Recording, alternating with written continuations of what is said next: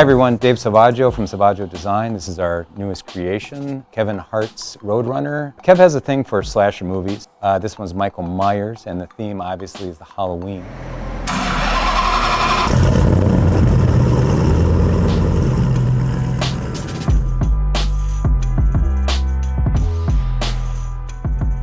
We wanted to kind of embrace the 60s theme of the hubcap and the stripped out muscle car.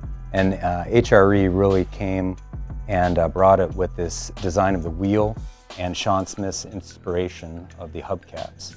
So merging those together really made this car feel like what Kevin wanted to build, which was a very muscular, very timeless, and a car that really looks like it's doing something even when standing still. When it comes to designers and cars, Sean Smith has been an inspiration for me. You know, one thing that Sean has is this vision. His idea when it came to the knife blade shifter, the taillights, and just kind of harnessing that 69 Roadrunner feel, but modernizing everything, really made this project fun, and it gave Kevin exactly what he wanted. So the chassis for this car is something that we did in-house, and we worked with Detroit Speed Engineering.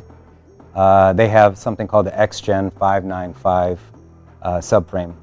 And we worked with Kyle Tucker, and we took that CAD and made our own rails that connected with it, and then obviously the 4-link and panhard bar for the rear. This is probably one of the best riding, driving cars I've ever built. So the drivetrain, we wanted to embody the 426 cubic inch Hemi, but obviously be the late model. So it's 426, but we wanted to idle and not be an issue in traffic since it's a manual transmission. So we used the Demon heads and the Demon cam. And then we have a great relationship with Dustin Whipple Superchargers. And the package is very, how should I say, streetable, but at the same time, 940 horsepower is pretty good. So touching on the interior, Sean Smith had a vision that was amazing because he went back to the 80s theme of the paint splatter, which tied into the Michael Myers, which looks like blood splatter, and little hues as a secondary hue throughout the interior. You'll see that splatter in the headliner, in the seats. Also, another Easter egg to look at is through the gauges. You'll see a silhouette of the Michael Myers face through there. And obviously in the shifter, you'll see the knife handle inverted through that. One thing very important to Kevin, obviously, was the braking system. We used Detroit Speed Master and Power Assist, and Brembo, a longtime sponsor, and I love their technology. They supplied us with a brake package, and it was amazing. Especially, you know, a car, Mopars aren't known to be light, and that Brembo package was amazing.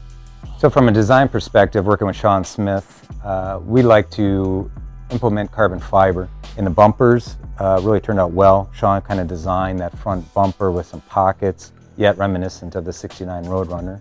You'll notice the hood is more of the A12 race package that was available in 69.5. We changed the way that the scoop flowed, and also the styling lines on the top with some push pin hood pins. The sound is really important. When you're looking at a muscle car, you don't want something obnoxious, although you don't want something too quiet. We went with MagnaFlow and came up with a really nice X-pipe design using their mufflers and then doing a rear exhaust through the bumper.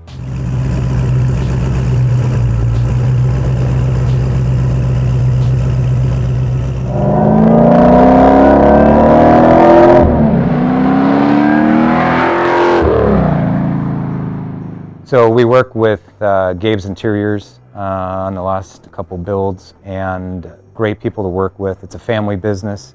The way that they stitch, the way that the leather is, the seats are always tight. Great craftsmen. So like all builds, you want it to look good, but more importantly, you want it to drive good. We're going to take the car out now. We're going to do a test drive, and let's see what you think of the performance.